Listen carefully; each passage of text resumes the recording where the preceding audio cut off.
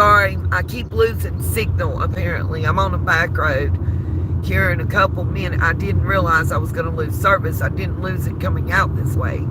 Anyway, you guys want to ride down by Mom's house while we're out this way and just see what it's looking like? Let me know. If somebody can let me know in the comments section if sound is currently working. Let's see. I'm trying to double check. It's showing that sound is working. If somebody can just let me know, I'd appreciate it. I hate to do a whole live stream and it's nothing but a video and makes no sense to people. But I've done some that's worse, probably.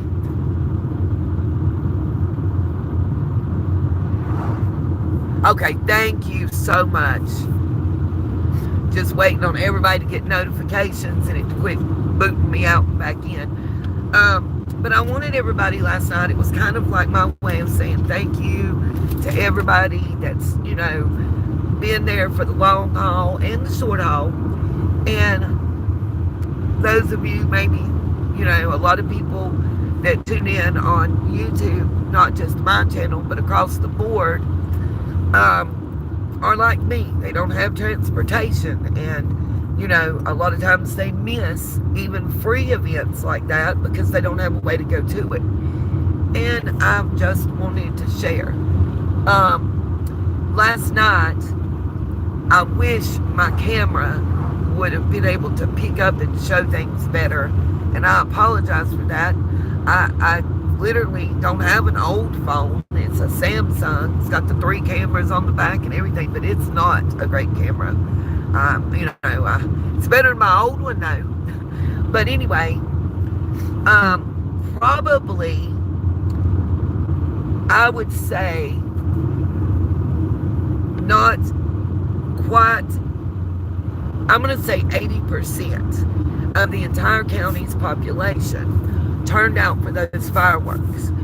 If I could stick from where we're sitting and draw around that spot a 1.5 mile radius, guarantee you 80% of our entire county's population was within that radius.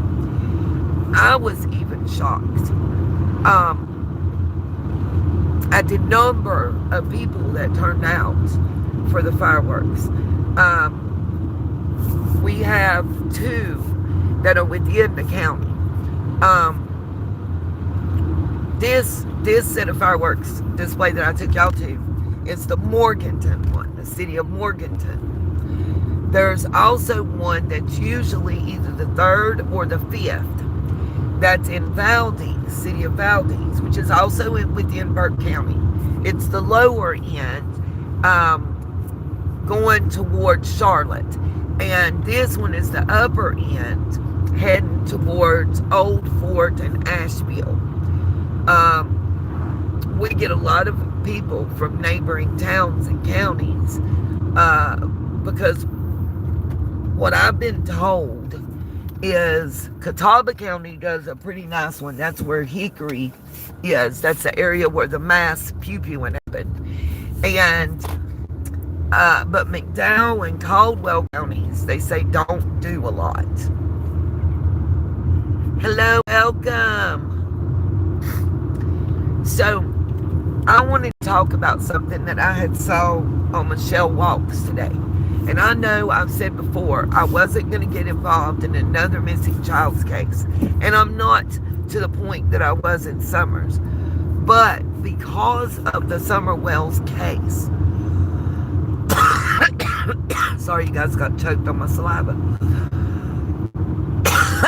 Because of Summer Wells case and just the huge amount of similarities in her case and what's happening in the Nova Scotia case of the 2 missing children, Lily and Jack, I can't help it. It's like somebody waking me up with, if you guys remember Colette from the UK, I so miss her channel. I hope she's doing well. She used to always have the little red flags that she waved. when she's doing, and I don't know if you guys know it, but the Summer Wells case and Sebastian's case ran her off of the internet. Mentally, she could not take it. And it's bad enough. Let me say this to you guys. As a creator, it is horrid enough to find what we find in doing research and covering these cases. The atrocities and the horrors that we see repeated. Let me give you an example. There is a case not too awful far from here in North Carolina where a 14-month-old child was left by its mother for around 3 hours, give or take 10 minutes, okay, in a hot car with windows rolled up on one of the hottest days of the year so far, blankets thrown over to cover those windows. The baby, the 14-month-old, was left in a car seat with a bottle of juice and an apple, sliced apples, for 3 hours, give or take 10 minutes. I'm saying that because that's law enforcement. I'm just repeating the story. And I'll be glad as soon as I get back to the laptop, I can literally bring the story up and show it to everyone. Give me a moment. I'm trying to roll the windows up and drive. Sorry. You won't see me looking at camera and reading your comments. I can't do that. I'm on the interstate. There's no way. By the way, you're going to see areas, we're going pretty fast, but you guys can't slow it down, even rewind and slow down. You're going to see areas all up and down the highway. You can see it on the other side just now, bad. But all up and down the highway, if you look, you're going to see areas where trees are still down, roots are still up. We're closing in on the 1 year mark after Helene, and in September 27th will be 1 year. And there's a perfect example. These are not from storms that have subsequently come through. The cleanup stopped. I don't want to see that happen to people in Texas. Oh my God, I can't read all that. Whatever you wrote in the comments that's long, I don't know what it says, and I don't know that when I get to stop, I'll be able to read it. It may have disappeared. I'm sorry. That's what I was telling you guys. I'm on the highway. I cannot read and comment back right now. So, the reason I was talking about Lily and Jack and stuff, let me finish telling you about the mama in the car. This is what I'm talking about the atrocities that creators and people that work for DSS and CPS have to see and endure on a regular basis, and that messes with your psyche. So anyway, this woman, she's 25 or 26 years old. She is working as a CNA, okay? And she just got the job within less than the past 30 days. It's one of her first assignments. She's doing the type of CNA work that you, I'm trying to think how to tell you. Basically, the type of CNA work that she's doing, you get assigned and you go to the home. I did it when I worked for hospice. I worked to an agency called Handy Care, and we got assigned to go in homes and take care of different individuals. Let me see if I can read this while I'm at the stoplight. They need to treat all these parents the same. I agree. If you have a missing child, you should be treated the same until you start exhibiting certain behaviors or get caught in lies, especially when those lies are concerning the child going missing. Let's see. as soon as, yep, I didn't even see that, but lie about missing child is found. Yes, Megan wasn't locked up just for lying. They could prove she lied. And she told some very egregious ones. But anyway, let me finish telling you about this case in North Carolina. And I'm going to tie it all together, I promise y'all, with a little bow. Anyway, so, 14-month-old child.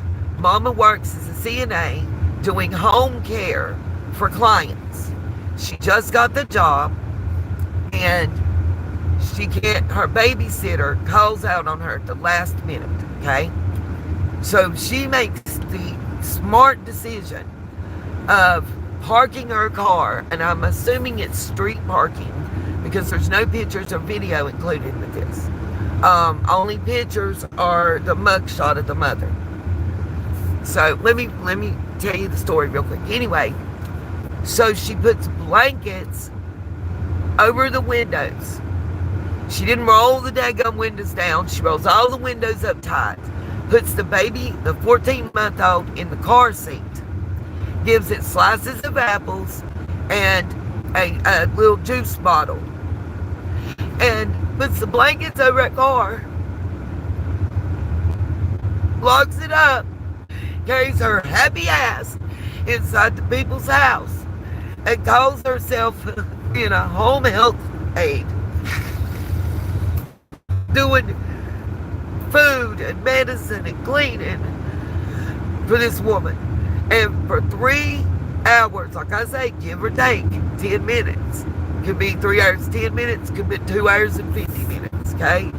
They're saying approximately 3 hours. Before she goes back to the car to check on her own child. What a piece of garbage. When she goes to check on her child is non-responsive. She goes back in and gathers her things, makes an excuse, and gets in the car and drives home. And then calls 911. Because she didn't want the ambulance and the cops and stuff coming to the house that she was taking care of the client in. Now, here's the kicker. Hold on to y'all drawers. This is Greensboro.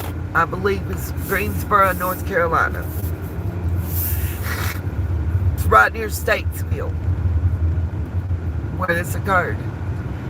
So, upon checking records, here's the kicker, you guys. Upon checking the records, come to find out,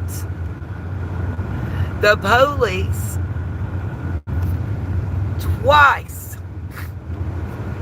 have already said something to this heifer about locking her baby in the car unattended for periods of time. Yeah, the baby ain't but 14 months old. So when we go to checking August and September of 2024, the police were called to different locations for this bitch doing the same shit. And I said it and I meant it. I called her a bitch. That's the nicest thing I can say. That's why she put blankets over the windows, so they could not see in, which also made the temperature be probably 20 degrees hotter inside the car. The baby is currently alive. The next 24 hours are critical. Brain damage, kidney damage. And I forgot the other thing. They don't know how bad. They don't know if it's reversible. They don't know if within the next 24 to 72 hours, the baby will even survive. Yes, the mother is in jail. But let me tell you. So I get the mathing. Now we have a baby that's 14 months old. Y'all do this math with me. The charge was in June. The last week of June is when she got arrested and this happened. I want to say it was the 28th, but don't quote me at this point. So, August is the 8th month. June is the 6th.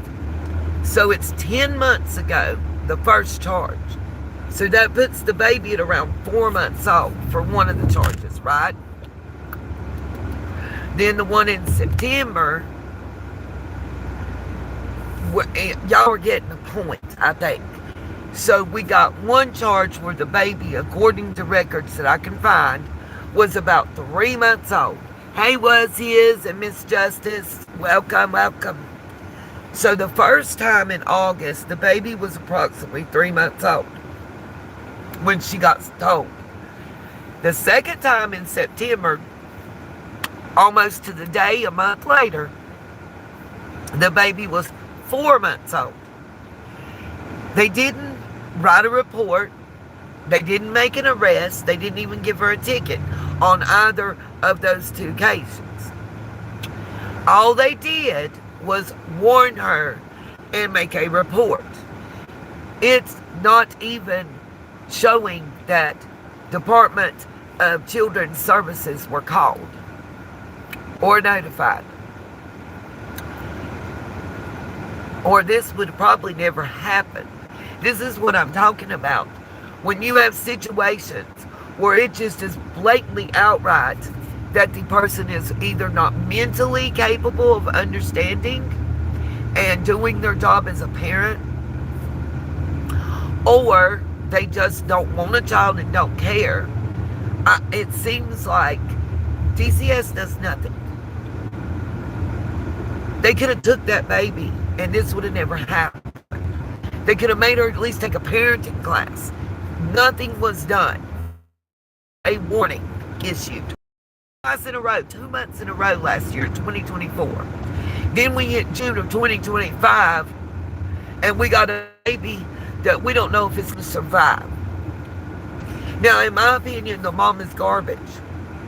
Take it however you will.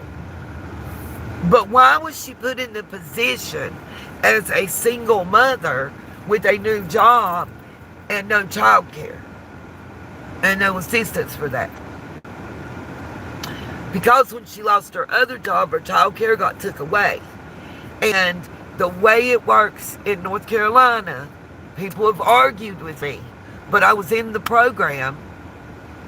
My daughter had applied, so I know what the criteria is. You have to either have started the job and then they give you daycare and retroactively reimburse you, or if the daycare is willing to wait for payment until you get approved, they'll pay them from the date you applied. Usually it takes 2 to 3 weeks on the job or in school before your daycare pay starts. And then it's a copay, it's not off. Like for me with 2 children, I wish this man in front of me would learn how to drive. It's a turn lane for a reason. You get your ass in it. You don't, sorry. I cannot stand it. It annoys the shit out of me when you have a turn lane and they bow up in the driving lane. Why? Why? Anyway, the way the program works, and it sucks, you can't just say, hey, I got hired for this job. I start September 13th. Can my daycare start then? Nope. For some reason, when I was in the program, and they have changed it slightly, you can't apply till you have the proof that you're starting the job, or the proof that, I'm trying to think how you say it.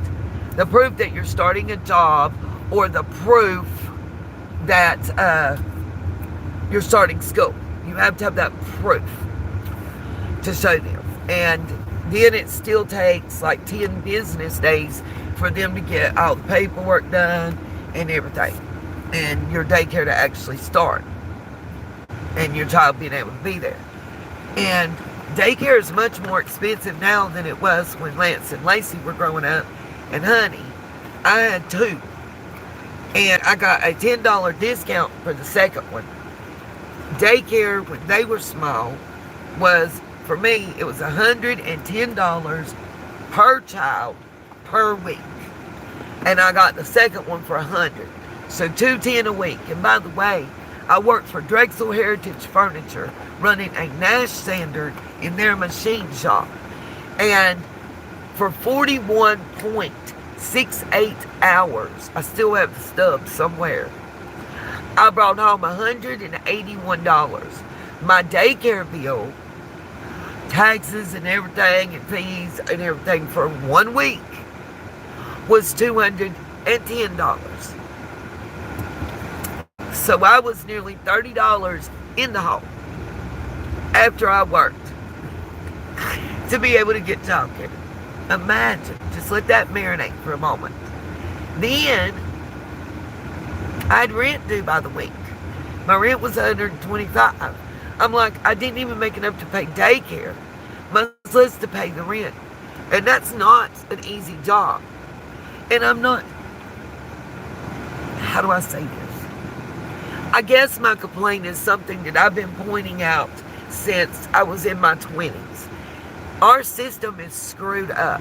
If you have a child under the age of 9, we'll say, because a lot of times 9, they're able to stay by themselves, and that's a whole different ballgame. They cut child care completely for single parents, and if you don't want to leave your child home alone or just to be a latchkey kid, you're in a lot of trouble. It just isn't conducive. But, sorry, I've got all left to center. What I was going to say, and I'm going to wrap that up and get back to what I'm talking about. One thing that is my biggest complaint, and my daughter even found it out with little man, because she thought I was full of crap, and I didn't know what I was talking about, like many of you may think. This system, the way that government assistance is set up, when you become a single mother, if your child is under the age of 9, you get penalized for working. For instance, someone that I know that was getting food stamps, Medicaid for them and their children, and lived in public housing, like, housing authority apartments. And they didn't get a monthly check, or the TANF. That's a rarity as I understand right now. But they did get food stamps. They got WIC. They got their housing, their apartment rent for a month was $5. And that includes your utilities, and as long as you don't go over the allotted amount. Now, as soon as that person got a part-time job, working approximately 22 hours a week, they lost over $450 a month in food stamps. They lost their Medicaid. The children were able to keep theirs, but the parent lost their Medicaid. And like I said, $400 and some a month in food stamps. And their apartment rent in housing went from $5 a month to $477 a month. So 22 hours of work a week wasn't enough. By the way, you have to work 30 or more to qualify for the child care assistance. So they weren't getting help with daycare. They were going to have to pay for that or figure it out on their own. The rent was going up by $465, I think it was, a month, or no, be $472 a month. They were losing about $450 a month in food stamps and their medical insurance. What does that encourage younger parents that are single parents, whether it's a father or mother, doesn't matter? What does that encourage them to do? That encourages them to not work, to not have a skill set when their children get older, and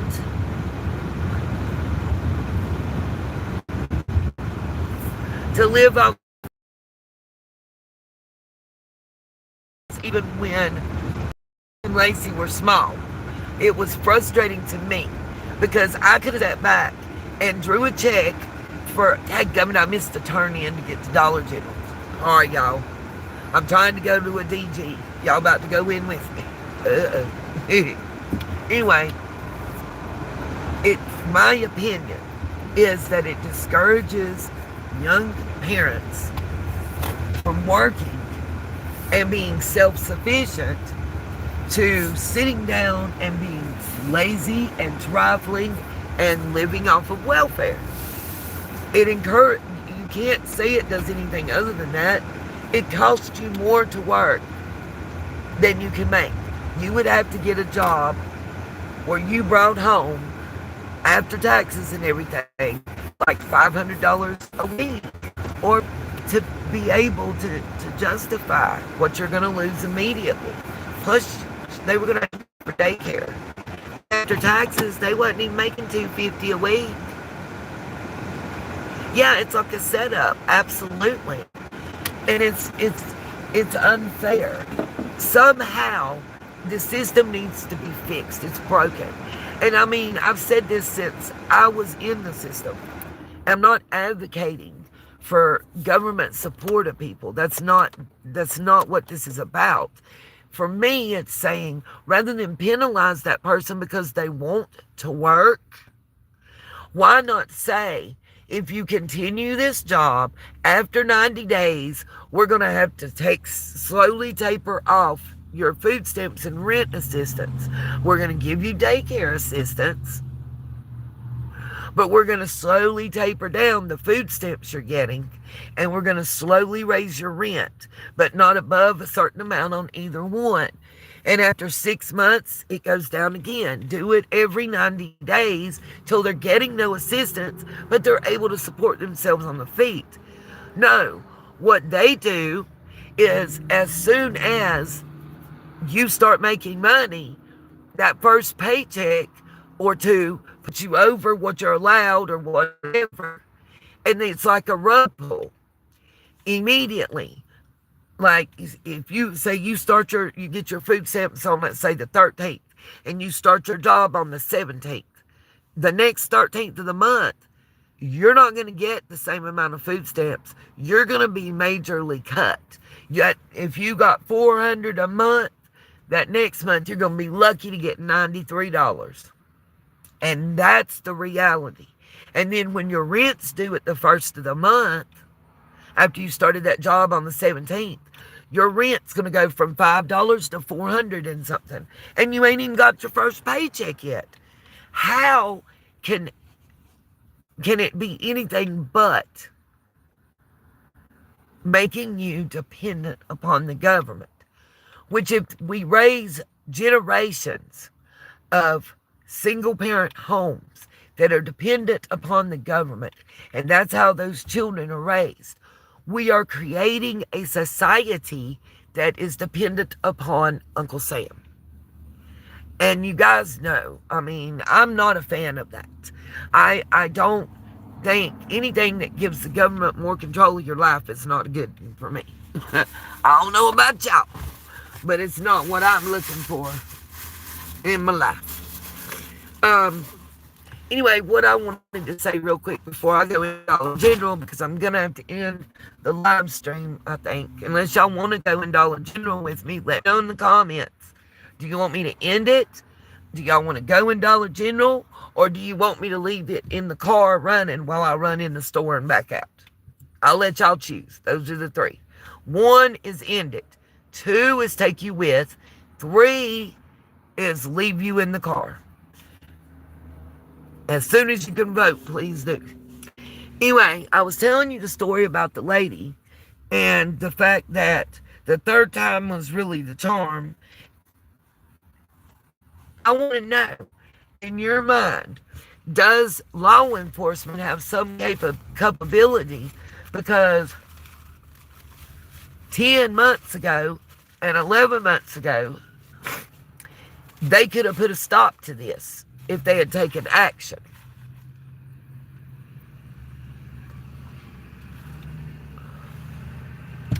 And they didn't. And now this child is fighting for its life. I mean, in one instance, I look at it and I say, it's all on the parent. They're the one that did the do and had a child and brought it into this world. But then I look at the other one and I'm like, but what law enforcement's responsibility. Isn't it supposed to be first? I mean, it even says it on most of the cars around here, to protect and serve. So if that parent's not doing their job like they should and doing what they should, shouldn't law enforcement have protected that child that can't protect itself? I mean, we're talking about the first time that they rolled up and this mama left a child unattended for hours. The baby was 3 months old, y'all. And they said there wasn't enough evidence, that they didn't have probable cause to make the arrest. Well, they had probable cause to stop and talk to her and to ask her the questions and to know the kid was in the car by itself. Or did they just have the accusation and she'd already got the child out by the time they got there? The report doesn't tell that, by the way, because I pulled it. And I'm saying that because just like in Summer's case and Jack and Lily's cases, law enforcement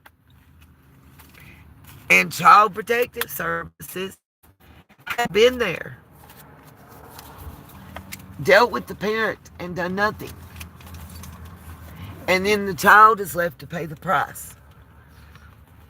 And I bring up Jack and Lily from Nova Scotia because Michelle had, and I cannot remember, it's like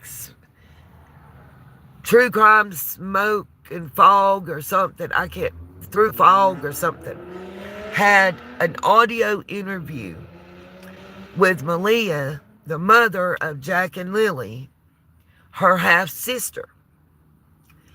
And the half-sister said, and this makes sense, that when her, Malaya's sister, and, well, she's the Malaya's half-sister, but they also have a brother that's Malaya's half-brother. His wife and her sister were there, along with Malia's mother and the half-sister that was talking.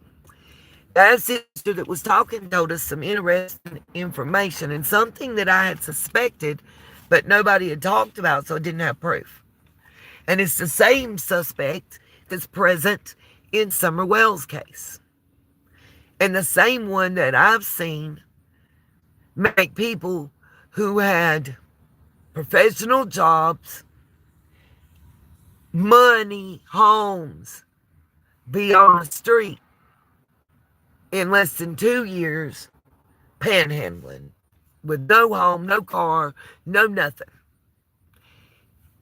And what she said was, they all arrived, they had been outside and done their interviews or whatever, and they went inside. And that Daniel went into the bathroom. And that they heard a bunch of scuffling sounds and a crash and loud noises.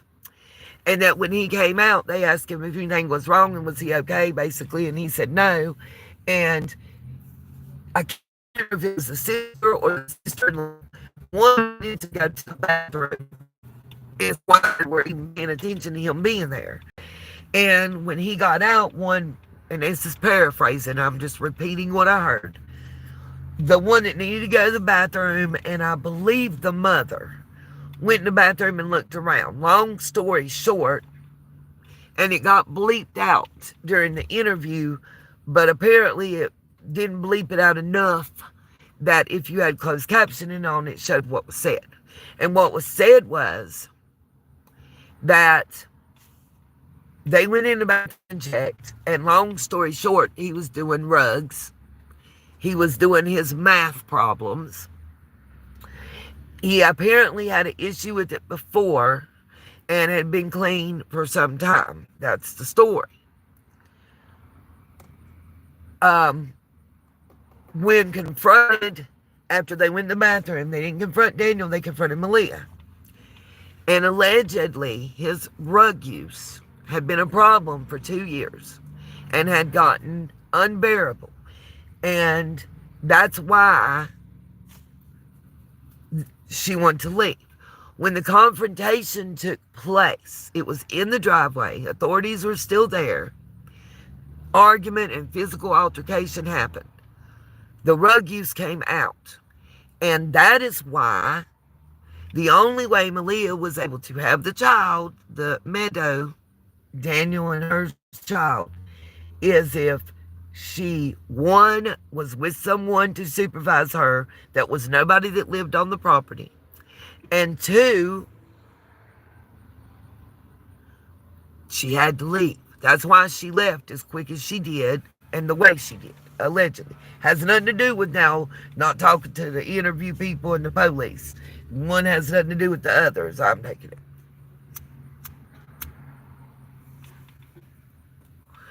The family is saying that he had drug use, and apparently, I, I'm inferring, this is my inference, my opinion from what I saw and what else going on, period.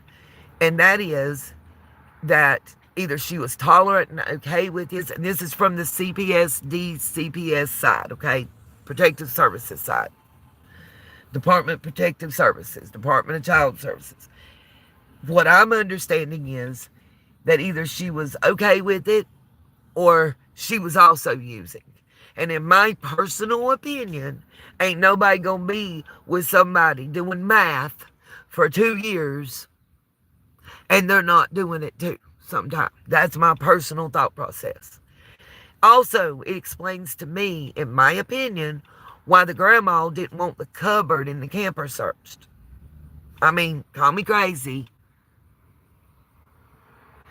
I can't. Dane Oma. I'm not sure what that means. Metal. I'm not sure what that means. Anyway, I feel like the grandmother Janie that did not want the cupboard searched, from the moment it was said, I felt like there was something illegal, and I don't think it has anything to do with the children per se, that she had in there. I was thinking it was Mary Jane plants or something, to be honest with y'all. But now, with this having come out from the family, I'm thinking that she either had substances or precursors for those substances, and that's why.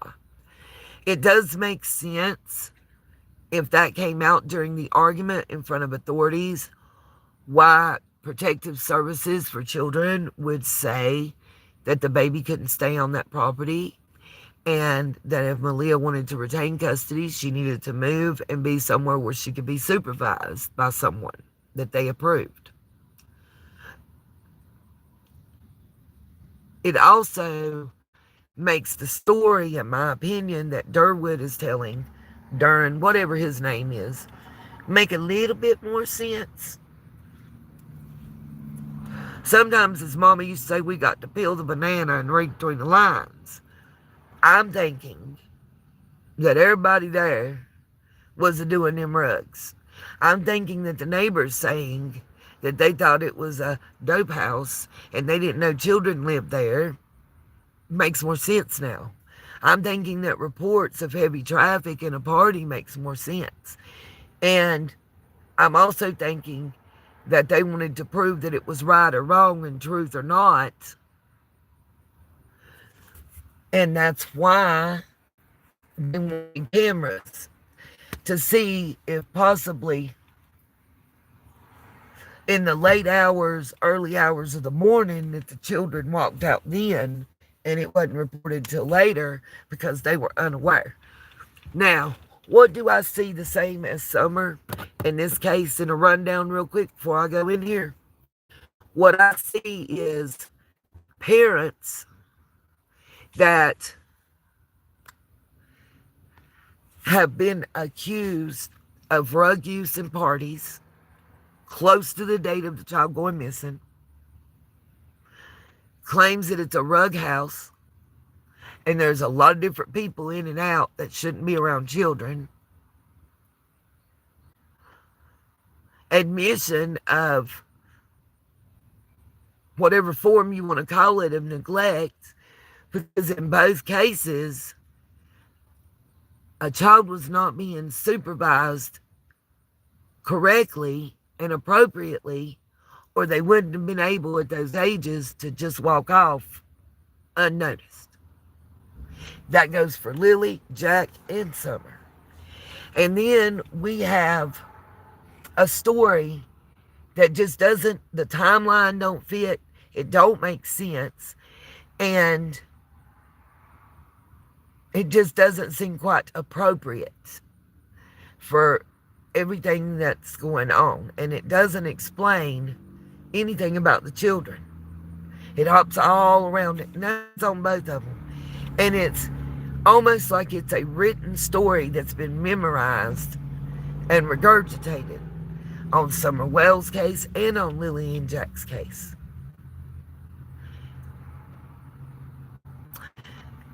My thing now, and y'all tell me if I'm wrong, if the stepdad Daniel was just protecting Malia, and that's why his story said they was both in the bed, and was just like hers. If he knows something and he's hiding it to protect her, at this point that makes no sense, because he's done been squarely thrown under the bus, drove over, backed up, pull up, back over him a couple more times, right? So why would he still be telling her or taking up for her? Wouldn't he throw her under the proverbial bus? Wouldn't he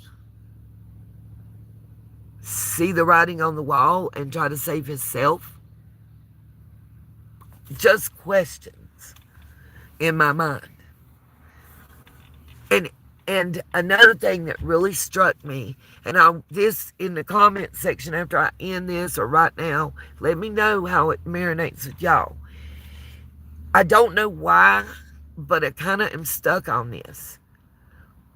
In Summer's case and the Nova Scotia case, we have a grandmother that lives on the property in a camper that's not done any media interviews. How long did it take Grandis? It was almost 2 years before she even spoke to the media. We're having the same thing in Nova Scotia. And I'm stuck on why. I want to know, what do y'all think? What is the reason that in both of these cases, the grandmothers were on the property, living at the day and time that these kids went missing? They're not willing to give an interview. Like, the grandma in Nova Scotia didn't even want to let police search her motorhome. Specifically, that I was talking about. Why? These are things that bother me. And I just wonder, am I the only one? And why? Because I'm a grandma, and I'm looking at it like, if something happened to little man, girl, y'all, they can search my socks. They can look in between my toes and up under my toenails for toe jam. Whatever they need to do to quit wanting to look at me, and let's go find whoever. Like the comment was made during that interview that they thought Daniel was on drugs because he's running around wanting to search the woods and the property and call people and look up under, whatever, and running around like a chicken with its head cut off. And they're all sitting in the living room enjoying the AC, basically, is the picture that was painted. And I'm wondering, why do you think that's crazy? Because if little man was gone, I'm ready to go stick people up, and I'll make a pew-pew out of a tree limb or something. I'm ready to go question everybody, from the homeless guy up under the bridge to the mayor of the town, if I need to find out where he's at and what happened. Like, the police gonna have to make me sit down and not be looking and talking to people. So I don't understand that mentality there. That kind of threw me. And I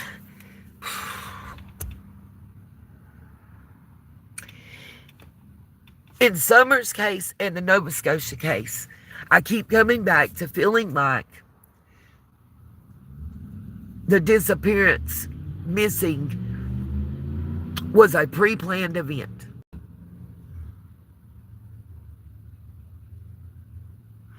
Lily and Jake's case, Yep, is the owner of the property. Absolutely. Agreed. Agreed, Miss Justice. Like, if Lily and Jake's grandma didn't own that property, it would be the exact same scenario. To the point I've wondered, I want somebody to ask Malia and Daniel, have they ever heard of Summer Wells? And I know that may sound crazy, but it almost seems like her case was the model for them. And that scares the shaduki out of me, as it should all of us.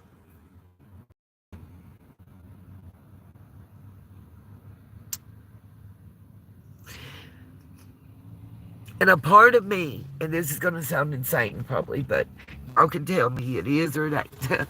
A part of me is feeling like whenever we get an answer, and I feel like we will, in the Lily and Jack case, it'll also answer the Summer Wells case questions that we have still to this day. And that may not make sense to some, and that's fine. It doesn't have to. It's just me and my little quirky brain and how it works.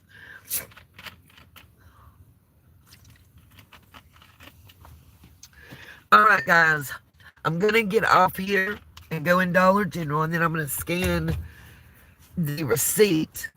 I've only got to get 200 and something. I think it's 230 some more points, and I can get $5 off of Pogo. I'm going to use that to get my food for tonight. If anyone would like to help support the channel, the links will be in the description. The best way you can support the channel is to hit the thumbs up and the subscribe and to watch videos, live streams, shorts, whatever. You can pick a day and just put play all and let them play. You would be surprised at how much that helps me.